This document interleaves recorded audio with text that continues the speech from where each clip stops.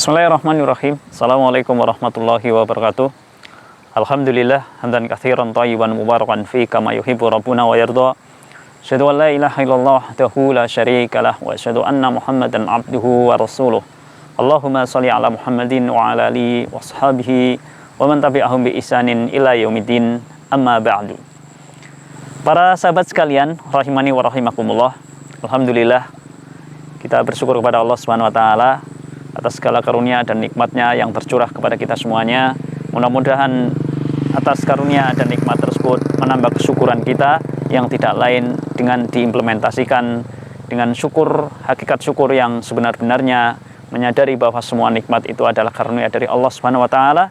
Kemudian kita juga dianjurkan untuk senantiasa memuji Allah Subhanahu wa taala atas keagungannya, atas karunia dan nikmatnya ini dengan bacaan-bacaan di lisan kita yang disunahkan oleh Rasulullah SAW, yang disunahkan, disyariatkan oleh agama kita yang mulia ini dengan memujinya. Kemudian juga kita memanfaatkan segala karunia dan nikmat yang Allah curahkan kepada kita untuk berbuat kebaikan, untuk berbuat ketaatan kepada Allah Subhanahu wa taala. Para sahabat sekalian, rahimani wa rahimakumullah, pada kehidupan kita di antara pagi dan sampai sore dan seterusnya, tentunya sebaik-baik kita adalah yang senantiasa membasahi lisan kita dengan zikir, mengingat Allah Subhanahu wa taala.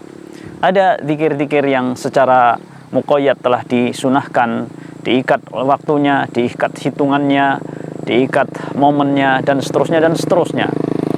Salah satu hal yang disunahkan, yang secara muqayyad disunahkan untuk senantiasa kita amalkan, yaitu zikir pagi dan sore, yang oleh para ahli ilmu telah disampaikan kapan bacanya dan bagaimana lafaz-lafaznya. Tentunya sebagai zikir harian seorang muslim, sebagai benteng untuk membentengi diri bagi seorang muslim dengan bacaan-bacaan zikir yang telah disunahkan. Salah satu bacaan dari bacaan zikir tersebut antara lain yaitu disunahkannya kita untuk memborong permintaan tiga hal di dalam satu permintaan. Dan lafaz ini adalah lafaz doa yang senantiasa kaum muslimin usahakan untuk diamalkan, untuk diucapkan, dimintakan kepada Allah Subhanahu wa taala, dimohonkan kepada Allah Subhanahu wa taala di kala pagi dan sore dalam rangkaian zikir pagi dan petang.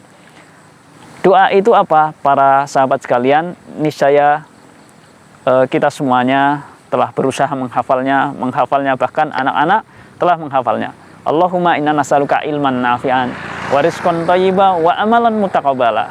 Seingat kami, hadis ini atau lafaz doa atau wirid ini merupakan sabda Nabi yang sallallahu alaihi wasallam yang diuriatkan oleh Imam Ibnu Majah rahimahullah taala. Allahumma inna nas'aluka ilman nafi'an wa rizqan thayyiban wa amalan mutaqabbala.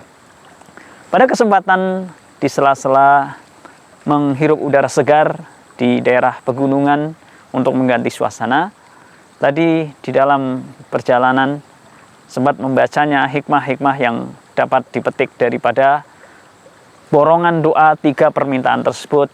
Pertama, minta ilmu yang bermanfaat. Kedua, rizki yang halal dan thayyibah. Kemudian yang ketiga adalah amal yang diterima oleh Allah Subhanahu wa taala. Hikmah-hikmah antara lain yang dapat dipetik adalah yakni yang pertama adalah minta ilmu yang bermanfaat. Hikmah apa? Mengapa pertama adalah minta ilmu yang bermanfaat, bukan rizki yang halal dan thayyibah, atau bukan juga ilmu yang amal yang diterima? Hikmahnya antara lain bahwa ilmu yang bermanfaat itu adalah poros kebaikan.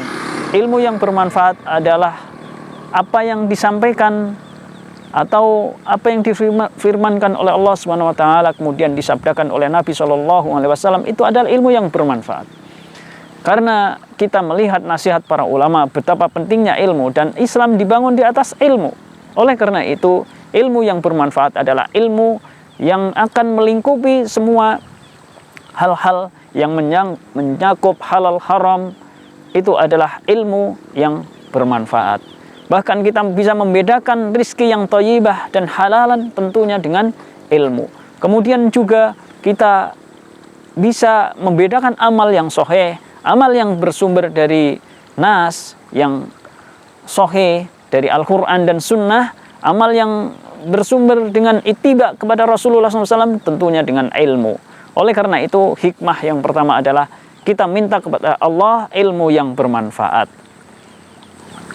Kita pernah membaca nasihat para ulama, wabil khusus seperti Al-Imam Bukhari telah membuat bab yang dinukil oleh para ulama, bab al-ilmu qoblal qaul wal amal, seperti yang dinukil oleh Syekh Muhammad At-Tamimi rahimahullah ta'ala, yakni bab al-ilmu sebelum berkata dan beramal. Ini menunjukkan pentingnya bahwa sebelum meminta yang lain adalah minta ilmu yang bermanfaat. Dan ilmu itu adalah qala Allahu, qala Rasulullah sallallahu alaihi wasallam. Yang keduanya difahami dengan pemahaman generasi terbaik atau pemahaman sahabat. Kemudian permintaan yang kedua yang kita mintakan, kita mohonkan setiap pagi dan sore adalah rizki yang halal dan thayyibah.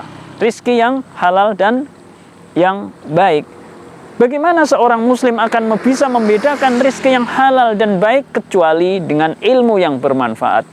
Oleh karena itu kembali kepada yang pertama, permohonan kita yang pertama adalah minta ilmu yang bermanfaat.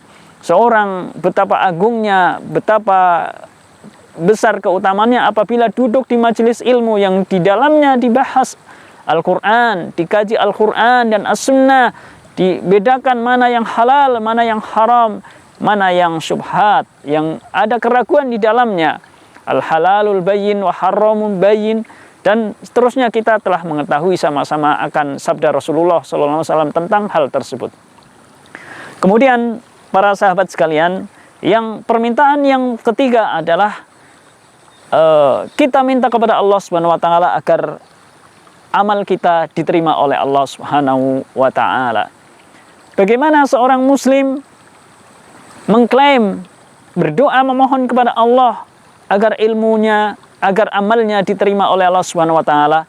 Karena kita sudah semestinya ingat bahwa di dalam Al-Qur'an Allah berfirman di dalam surat Al-Mulk ayat 2, "Walladzi khalaqal mauta wal hayata liyabluwakum ayyukum ahsanu amala." Alladzi khalaqal mauta wal hayata liyabluwakum ayyukum ahsanu amala.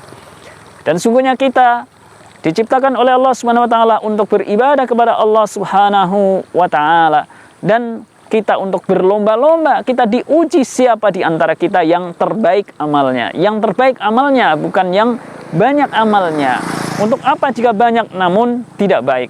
Di sini dikedepankan adalah yang baik, baru kemudian tentunya yang banyak itu juga tentu menjadi keutamaan tersendiri, tapi yang penting adalah terkedepankan yang prioritas dan utama, dan paling utama adalah amal yang baik. Para ulama seperti misalnya dinukil di dalam tafsir Ibnu Katsir, dalam menafsirkan ayat yang mulia ini, ahsanu amala adalah amal yang shawab, amal yang ikhlas niatnya, kemudian yang tata caranya adalah shawab atau benar. Benar di sini adalah benar sesuai dengan tuntunan Rasulullah SAW. Dan ini adalah bentuk implementasi hakikat asyhadu alla ilaha illallah wa asyhadu anna muhammadar rasulullah. Asyhadu alla ilaha illallah menuntut kita kepada keikhlasan niat di dalam kita beramal. Kemudian wa asyhadu anna muhammadar rasulullah menuntut kita agar kita ittiba, kita mengikuti Rasulullah SAW di dalam tata cara pelaksanaan amal tersebut. Inilah adalah amal yang kita mintakan kepada Allah Subhanahu wa taala agar amal kita diterima. Yang pertama adalah kita minta, kita memborong permintaan, kita mohon kepada Allah 3 hal yang paling utama, yakni ilmu yang bermanfaat, rizki yang baik dan halal, kemudian amal yang diterima. Ini adalah hikmah-hikmah dari bagian keutamaan dari zikir pagi dan petang kita sebagai seorang hamba yang mohon atas hal ini kepada Allah Subhanahu wa taala. Ini saja mungkin sedikit rehat sejenak mengingat-ingat ilmu, mengingat-ingat, saling mengingatkan atas apa yang telah kita usahakan selama ini, yakni dari rangkaian hikmah-hikmah di dalam zikir pagi dan petang. Demikian, mudah-mudahan bermanfaat. Apabila ada salah perkataan, mohon dimaafkan. Mudah-mudahan bermanfaat bagi diri kami dan bermanfaat bagi para sahabat sekalian, keluarga kami khususnya. Billahi taufiq wal hidayah. Wassalamualaikum warahmatullahi wabarakatuh.